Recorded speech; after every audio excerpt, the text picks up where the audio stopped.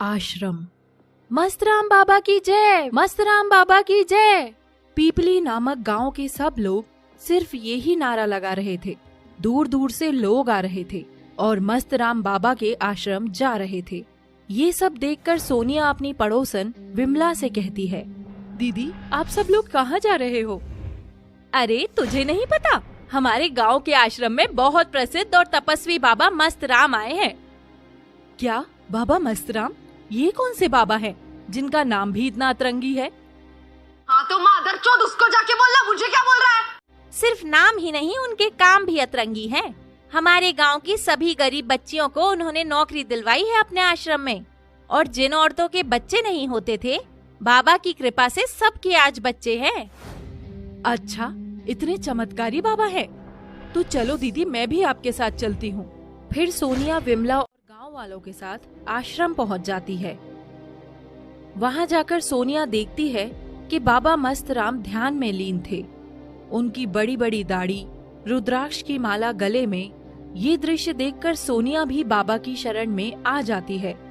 फिर बाबा अपनी आंखें बंद करते हुए ही बोलते हैं, बेटी सोनिया, तुम अपनी बेटी के भविष्य के बारे में चिंता मत करो, सब अच्छा होगा। बस उसे हमारे पास लेकर आना, हम उसे भी आशीर्वाद दे देंगे। गांडू किसी एक का तो हो रे भोसड़ी के, किसी एक का तो हो। गांडू किसी एक का तो हो रे भोसड़ी के, किसी एक का तो हो। बाबा आपको कैसे पता मेरा नाम? और मैंने आपको अपनी समस्या बताई भी नहीं और आपने उसे दूर भी कर दिया। आपकी जय हो बाबा। फिर सोनिया विमला के साथ घर चलने लगती है और रास्ते में उनसे बोलती है, दीदी आपका बहुत बहुत शुक्रिया, आपने मुझे बाबा से मिलवाया। वो सच में बहुत तपस्वी हैं, बिना कुछ बोले ही मन की बात जान लेते हैं। हाँ, मेरे बाबा सबके सुख दर्द दूर करते हैं, तभी तो दूर दूर से लोग आते हैं। स्नेहा को बाबा के बारे में बताती है, उनसे मिलने को भी बोलती है, पर स्नेहा को इन सब चीजों में इतना विश्वास नहीं था। फिर भी वो अपनी माँ के कहने पर वहाँ चली जाती है। दोनों आश्रम में पहुँच जाते हैं और बाबा स्नेहा को आशीर्वाद देने के बहाने उसकी कमर पर गलत तरीके से हाथ लगाते हैं। स्नेहा को ये बिल्कुल पसंद नहीं आता और वो वहाँ से गुस्से में चली जाती है। घर पहुंचकर इससे पहले स्नेहा कुछ बताती, उसकी माँ उसे बहुत डांटती है। ये क्या तरीका था स्नेहा, तुम ऐसे वहाँ से क्यों आ गई? बाबा क्या सोचेंगे हमारे बारे में?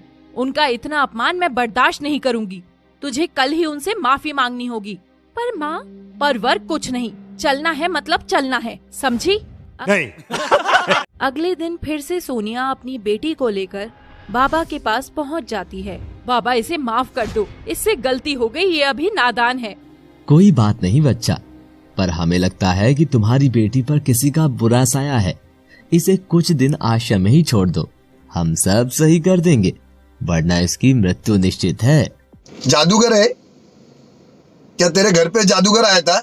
नहीं नहीं बाबा, ऐसे मत बोलिए, ये मेरी इकलौती संतान है, इसे बचा लो बाबा। मैं आज ही से आपकी शरण में छोड़ देती हूँ। स्नेहा अपनी माँ को बहुत मना करती है, पर उसकी माँ उसकी एक बात नहीं सुनती।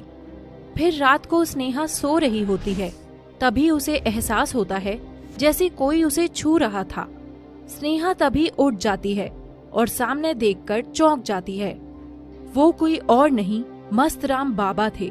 अभी मजा आएगा ना भिड़ो ना। तभी स्नेहा गुस्से से बोलती है, बाबा आप इतनी रात में यहाँ और मुझे ऐसे छूने का क्या मतलब? बाबा स्नेहा को पकड़ लेते हैं और बोलते हैं, बाबा हम दिन में हैं, रात्रि में हम भी इंसान हैं और हमारी भी कुछ इच्छाएं हैं, जरूरतें हैं।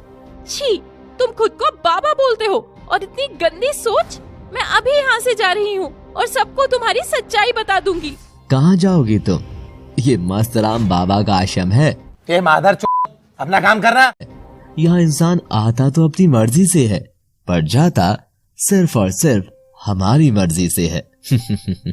फिर बाबा एक तकिए से स्नेहा का मुंह दबा देते हैं और अपने भक्तों के अटूट विश्वास और सोनिया की श्रद्धा का मजाक बना देते हैं। एक हैवान की तरह अपनी बेटी की उम्र की लड़की के साथ अपनी हवस मिटाता है। फिर रुको जरा, सब्र करो। वहाँ से चला जाता है। स्नेहा बहुत रोती है अगली सुबह स्नेहा की माँ उससे मिलने आती है, पर बाबा का सबसे खास चेला उससे बोलता है, मस्तराम बाबा की जय हो। भाई साहब, मुझे मेरी बेटी स्नेहा से मिलना है। अच्छा, आप उस प्यारी बच्ची की माँ हो, पर वो तो पास के गांव में गरीबों की सेवा के लिए गई है। बहुत ही समझदार है आपकी बच्ची।